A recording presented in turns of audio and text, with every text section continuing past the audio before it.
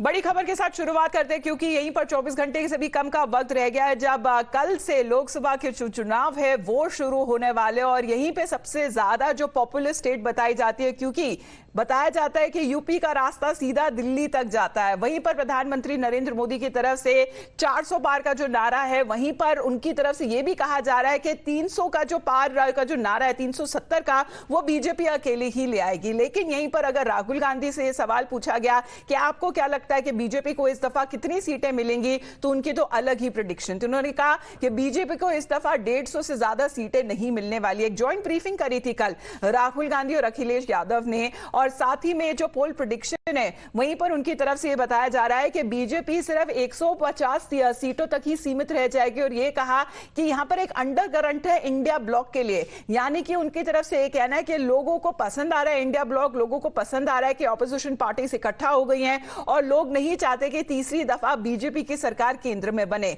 तो यहीं पर यह जो प्रेडिक्शन है यह राहुल गांधी की तरफ से दी जा रही है। मेरा सवाल आपसे है कि पिछले बार जो आप दोनों लोगों का गठबंधन था वो सफल नहीं हो सका उत्तर प्रदेश में। एक बार फिर आप लोग साथ आए हैं और प्रधानमंत्री ने पिछले दिनों कहा कि ये दो लड़कों की फ्लॉप फिल्म है जो इस बार भी फ्लॉप होगी। तो आगे आप क्या उम्मीद कर रहे हैं इस गठबंधन से? उत्तर प्रदेश में कितनी सफलता मिलेगी और कितनी सीटों की उम्मीद है इस बार आप लोगों को? देखिए, मैं सीट्स का प्रेडिक्शन तो नहीं करता हूं। जनरल बात कह सकता हूं कि बीजेपी को मुझे लग रहा था 15-20 दिन पहले कि 180 से 180 तक जाएंगे, अब मुझे लग रहा है 150 तक जाएंगे। हर स्टेट में हमें रिपोर्ट मिल रही है कि हमारा चुनाव इंप्रूव कर रहा है और अंडर करंट है। अब यहीं पे बात अगर कांग्रेस पार्टी की जाए तो यहीं पे भविष्यवाणी राहुल गांधी देते हुए नजर आ रहे 150 सीट्स की, लेकिन उन्हीं की बहन प्रियंका गांधी वाड्रा से पूछा गया तो वो करीबन बोल रही है कि 180 सीटें मिल सकती हैं बीजेपी को। और वहीं पे एक कैविएट भी जोड़ दिया साथ में, जहां तक अगर ईवीएम्स की बात की जाए, क्योंकि अभी से ही ईवीएम्स में पहला वोट अभी तक नहीं डला है, लेकिन ईवीएम्स पर अभी से सवाल उठाना शुरू कर दिया कांग्रेस पार्टी के नेताओं की तरफ से। सिद्धरामैया की बात की जाए जो कांग्रेस पार्टी के कर्नाटका के जो मुख्यमंत्री है, उनकी तरफ से फिलहाल बीजेपी को तो ज्यादा सीट्स दी जा रही है। उनका यह मानना है कि बीजेपी 200 से 220 सीटों में सीमित रह जाएगी। तो इन्होंने कुछ गड़बड़ पहले से कर रखी है कि इनको मालूम है कि हमें 400 मिलने वाले हैं, है कि नहीं? नहीं तो इस तरह ज्योतिषी की तरह कैसे कह सकते हैं कि क्या मिल रहा है। हम इतना कह सकते हैं कि अगर इस देश में आज के दिन ऐसा चुनाव हो जिसमें कोई गड़बड़ी नहीं हो, जिसमें ईवीएम में कोई गड़बड़ी नहीं है, तो मैं दावे के साथ कह सकती हूँ ये 180 से ज्यादा सीट नहीं ले सकते, उससे भी कम लेंगे। According to me, 200 to 220 seats they may win. That is the report I'm having. That is why they are everywhere they are telling we will get 400 seats like that. It is a strategy. It's a very good information that he has traveled all over the country, and that may be the sense. Even I also feel that I also came on record that India will not form the government and India will form the government. लेकिन BJP का यह मानना है कि ये सीधे तौर पे संकेत दे रही है कांग्रेस पार्टी के लीडर्स एक पेज पे नहीं है, और ज्यादातर ये मान रहे हैं कि ये दिन में सपने देखने जैसा है कि राहुल गांधी अगर मान रहे हैं कि 150 सीटें ही सिर्फ बीजेपी को मिलेंगी। वो तो 2014 और 2019 में भी यही कहते थे। इस बार तो हम नहीं, जमाना कह रहा है अब की बार 400 पार। जिनकी खुद की जड़ें नहीं हैं, अमेठी में लड़ नहीं रहे, वो रण छोड़दास बन गए राहुल। हम तो बुद्धि सही से लड़ रहे हैं यार, जहां हम पैदा हुए वहीं से लड़ रहे हैं बराबर। वो तो रायबरेली भी छोड़ बैठी कांग्रेस, अमेठी भी, क्योंकि उनके बड़े नेताओं को विश्वास नहीं है कि वो चुनाव जीत सकते हैं, इसलिए छोड़ रहे हैं मैदान। राहुल गांधी जी 2019 का चुनाव हारने के बाद उत्तर प्रदेश छोड़े थे, और वर्तमान समय में राहुल गांधी जी की माताजी सोनिया गांधी जी चुनाव का बिगुल बनने से पहले ही उन्होंने राज्यसभा का रास्ता अख्तियार कर लिया था। अखिलेश यादव जी चुनाव नहीं लड़ पा रहे हैं, तो मुझे लगता है जो एक कहावत होती है कि गिरते हैं शहसवार ही मैदान जंग में, वो क्या गिरेंगे जो घुटनों के बल चले। तो शायद जो खड़े होने की हिम्मत नहीं कर पा रहे हैं वो आश्वासन दे रहे हैं, क्योंकि सबको पता है कि पूरे उत्तर प्रदेश में सब लोग आश्वस्त हैं कि राहुल, बबुआ और बुआ जी, सबका संकट एक है, आएगा तो मोदी ही, चूंकि नियत नेक है। देखिए, श्री राहुल गांधी जी और श्री अखिलेश यादव जी की पार्टियों ने गठबंधन करके 2017 का विधानसभा इसी यूपी के अंदर लड़ा था। तब कांग्रेस भी सांस लेने की स्थिति में थी और समाजवादी पार्टी उस समय सत्ता में थी। लेकिन आज दोनों पार्टियां आईसीयू में पड़ी हुई हैं और जनता इनको ऑक्सीजन देने को तैयार नहीं है। इसलिए इनके दावे या इनके द्वारा दिए गए बयान का अब इस लोकसभा चुनाव में कोई महत्व नहीं है। जन जन ने ठाना है तीसरी बार माननीय नरेंद्र मोदी जी को देश का प्रधानमंत्री बनाना है। It's an inexperienced statement, wishful thinking, Mr. Rahul Gandhi, because Prime Minister Modi has delivered on ground 10 years of actual work, 60 crore Labhartis that have benefited, a 100-day vision plan and a vision plan for 2047 for a Viksit Bharat. Try competing with your work instead of just small talk. News on में हमारे साथ doctor Nikhil Patel जुड़ रहे हैं Congress party की तरफ से। Sir, good morning to you, नमस्कार। आखिरकार ये जो प्रेडिक्शन, ये जो भविष्यवाणी दी जा रही है राहुल गांधी की तरफ से, ऐसा लग नहीं रहा है कि सारे Congress party leader same page पर हैं। उनका कहना है कि 150 सीटें मिलेंगी बीजेपी को, प्रियंका गांधी का कहना है 180। वहीं पर ईवीएम पर सवाल पहले से उठाना शुरू कर दिया और सिद्धरमैया तो फिर भी थोड़े क्या कहा सकता है कि फेवर में है, कम से कम 200 से 220 का आकलन वो लगा रहे हैं। सर, तो किस तरह से समझा जाए? सबसे पहले मैं ये कहना चाहूंगा कि प्रधानमंत्री जी ने बोला है 400 के पार, इसीलिए सभी भारतीय जनता पार्टी के लोग बोल रहे हैं 400 के पार। सबका कोई इंडिविजुअल थॉट प्रोसेस नहीं है और कोई भी अपने हिसाब से सोचता नहीं है भारतीय जनता पार्टी में, क्योंकि ये सोच की एक कमी हो गई है पूरे नेताओं में, भाजपा में। और हम देख सकते हैं कि अगर नेतृत्व की बात की जाए तो पूरे देश के अंदर जो भी लोकसभा सीटें हैं वहां पे सिर्फ नरेंद्र मोदी लड़ रहे हैं, इसलिए सब उनकी भाषा बोल रहे हैं। और हमने गुजरात में भी देखा कि पिछले 5 साल में 220 करोड़ रुपए यहाँ के सांसद ये पैसा खर्च नहीं कर पाए, यानी मोदी जी खर्च नहीं कर पाए, इसीलिए ये लोग को भी पता नहीं चला कि कैसे खर्च करना है। अभी कांग्रेस की बात की जाए तो जैसे हर एक लोग अपना आंकलन लगा रहे हैं, आप सोच सकते हैं कि जब भी आपकी सर्वे एजेंसी रहती है तो सभी का प्रेडिक्शन सेम रहता है क्या? नहीं रहता है। तो एक इंडिविजुअल थॉट प्रोसेस रहता है और सबको जो लगता है वो इस हिसाब से एक स्वतंत्रता रूप से सब अपना लॉजिक लगा के बोल रहे हैं।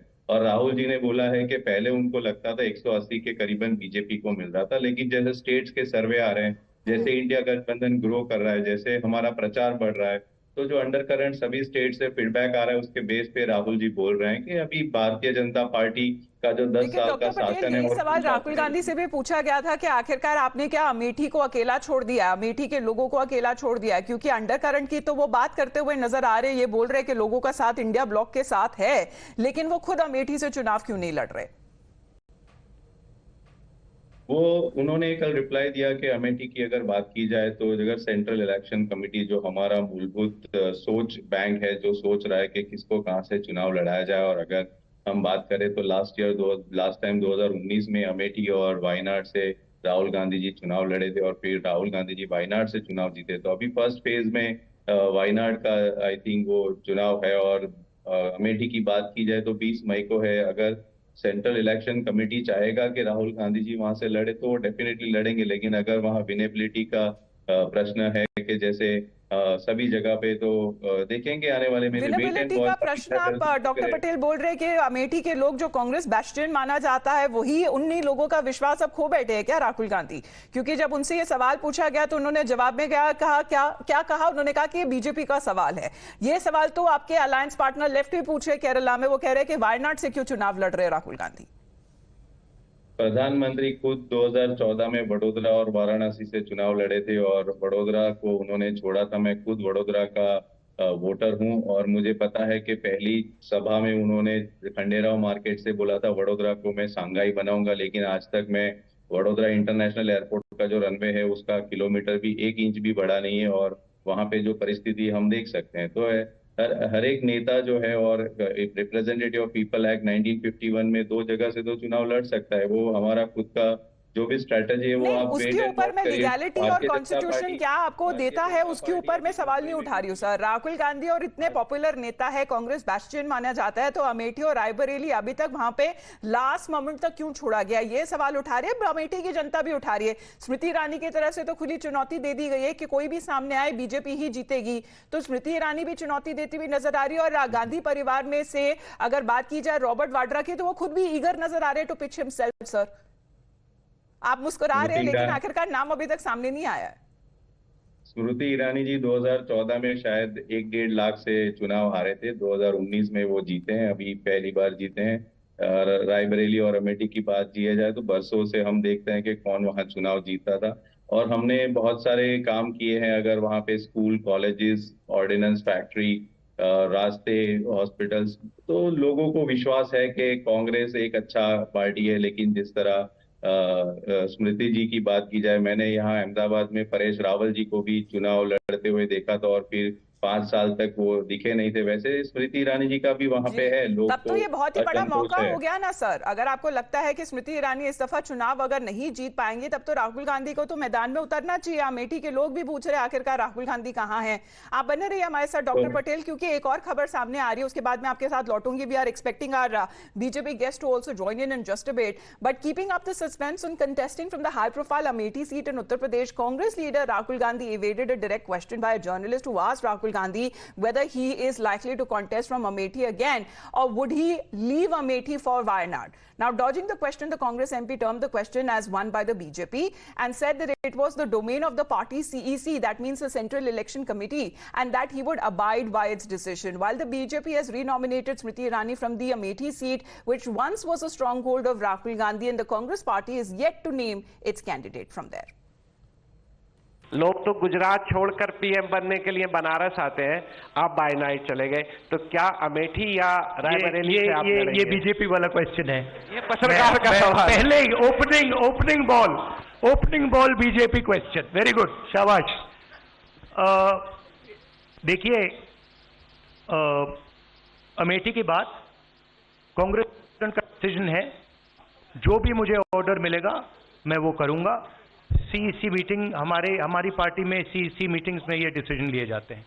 बट पहला बीजेपी का question, good question, thank you. Speculations are also rife that Rahul Gandhi, who has been renominated by the Congress from Kerala's Wayanad, may also contest from Amethi. Rahul Gandhi has previously won the Amethi seat 3 consecutive times. However, BJP MP Smriti Irani won Amethi by a margin of over 55,000 votes in 2019, earning her the tag of a giant slayer. Now, BJP has slammed Gandhis for vacating their bastion seat. और आखिरकार अमेठी से Congress party के चुनावों में किसको उतारा जाएगा, ये अभी भी बड़ा सवाल खड़ा हुआ है। That answer should be given by the Congress party. Clearly, Mr. Rahul Gandhi has run from Amethi. Wayanad, he has taken the support of the PFI, which is a terror outfit. And in the days to come, people only rely on good work. So actions speak louder than work. Don't try to make headlines. Try to think about your work and stick to a deadline on that agenda. Congress and the India bloc allies have slammed the BJP, stating that the Rahul Gandhi or even Congress is afraid of fighting elections from these seats, in particularly Amethi. और जानबूझ के आखिरकार ये निर्णय लिया गया है अभी तक, क्योंकि अमेठी और रायबरेली से आखिरकार कांग्रेस पार्टी की तरफ से चुनाव कौन लड़ेगा, इसका जो नाम है, जो कैंडिडेट का नाम है, जो उम्मीदवार का नाम है, वो अभी तक नहीं बताया गया है। There is a continuous demand from the UP Congress leaders as well as workers that Rahul Gandhi should contest from Amethi. He today said that whatever Congress High Command will decide, he will accept that. What is your opinion on that? Do you want Rahul Gandhi to contest from the Amethi? See, I am a party leader and I know the system of the party. So whatever CEC decide, whatever our Congress President Kharge ji decides, I think Rahul ji will follow the same. Your own opinion? My own opinion is Rahul ji is fighting from Wayanad. If he will fight from Amethi, it will give a boost to UP. चलिए, ये सवाल का जवाब दे दीजिए doctor Patel. आखिरकार Congress party की तरफ से उम्मीद लगाई जा रही है कि राहुल गांधी फिर से मैदान में उतरे अमेठी से, क्योंकि आपके अलायंस पार्टनर भी नहीं चाहते हैं कि वो साउथ इंडिया से, इन पर्टिकुलर वायनाड से चुनाव लड़े। जैसे डॉली जी ने बताया कि मल्लिकार्जुन खड़गे जी और सेंट्रल इलेक्शन कमेटी डिसाइड करेगा कौन कहां से चुनाव लड़ेगा, तो राहुल गांधी जी एक उत्कृष्ट नेता की ओर से कांग्रेस के लिए पूरे देश में प्रचार करें और खुद की सीट से भी वो प्रचार करके लड़ रहे हैं। अभी उन्होंने वायनाड का नॉमिनेशन फाइल कर दिया है और वो वहां से चुनाव लड़ रहे हैं। अगर आगे पार्टी चाहेगी कि उनको अमेठी से चुनाव लड़ना है, दूसरी और कोई सीट से लड़ना है, तो वहां से भी लड़ेंगे। अगर इतना ही आपको चिंता है तो और भाजपा को हमारा चिंता है, तो मैं चाहूंगा कि प्रधानमंत्री वायनाड से भी नॉमिनेशन फाइल करे और वहां राहुल गांधी जी के सामने लड़े। अगर उन्होंने उतना ही विश्वास है कि वो जीत सकते हैं, तो मेरी उनसे रिक्वेस्ट है प्रधानमंत्री जी से आपके माध्यम से कि वो भी एक दूसरा नॉमिनेशन वायनाड से भरे, जिससे ये जो आपका प्रश्न रहता है कि राहुल गांधी जी क्यों नहीं भर रहे, तो उसका भी एक सॉल्यूशन आ जाए। चलिए देखते सर, इंतजार रहेगा क्योंकि चुनाव तो कल से शुरुआत हो ही रही है उनकी, लेकिन आखिरकार अमेठी से चुनाव लड़ेंगे या पिछली दफा 2019 से जहां पर उन्होंने 2 जगहों से चुनाव लड़ा था,